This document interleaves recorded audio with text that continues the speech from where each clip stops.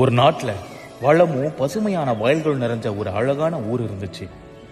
அந்த ஊர் மக்கள் எப்பவும் சந்தோஷமா, அமைதியா, பெருமையா வாழ்ந்துட்டு இருந்தாங்க. அந்த ஊர் குழந்தைங்க எல்லாம் அவங்க தாய்மொழியில பாட்டு பாடி சந்தோஷமா இருந்தாங்க. அந்த ஊர்ல இருக்கிற பெரியவங்க ஊருக்காக ஒற்றுமையா நின்று ஜெயிச்ச அவங்களோட வீரமிக்க போராட்ட கதைகளை குழந்தைகளுக்கு சொல்லி கொடுத்து வளர்த்தாங்க. இப்படி அந்த அழகான ஊரை அழிக்க தூரத்துல வெறி பிடிச்ச ஓநாய் கூட்டம் சரியான நேரம் பார்த்து காத்துட்டு இருந்துச்சு.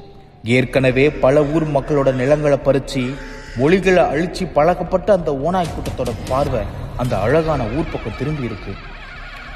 ஏன்னா அந்த ஊர் மக்களோட மகிழ்ச்சியும் வரலாற்று பெருமையும் அந்த ஓநாய்களுக்கு பிடிக்கல. ஆனா அந்த ஓநாய்களுக்கு தெரியல, அவங்க அழிக்க ஆசைப்படுற அந்த ஊர் தியாகத்தாலும் ரத்தத்தாலும் ஒற்றுமையாலும் கட்டமைக்கப்பட்டது. எதிரிகள் அந்த ஊரை தாக்க முயற்சி செஞ்சப்ப எல்லாம் அங்க இருக்கிற மக்களோட ஒற்றுமையால பல தடவை எதிரிகள் தோத்து ஓடி இருக்காங்க. பல தடவை.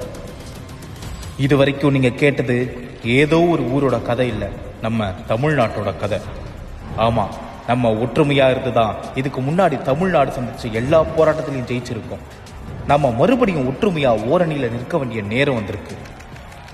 ஒரு சதிகார காவி கூட்டம் நம்மளை அழிக்க திட்டம் போட்டுட்டு இருக்காங்க. நீட் தேர்வு மூலமா நம்ம மாணவர்களோட மருத்துவ கனவை சிதைக்க பாக்குறாங்க. கீழடியில கிடைச்ச தமிழனோட பெருமையை மறைச்சு நம்ம வரலாற்றை அழிக்க முயற்சி செய்யறாங்க. தொகுதி மறுவரையறை அப்படிங்கிற பேர்ல நம்ம குரலை முடக்கி தமிழ்நாட்டை இன்னொரு மணிப்பூரா மாத்த துடிக்கிறாங்க.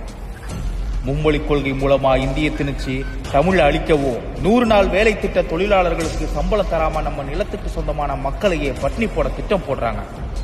ஆனா அந்த காவி கூட்டத்துக்கு தெரியல, தமிழ்நாடு ஊதி அணைக்கிற சிறு நெருப்பு இல்ல, எதிரிகளை சாம்பலாக்குற பெருஞ்சூரியன்.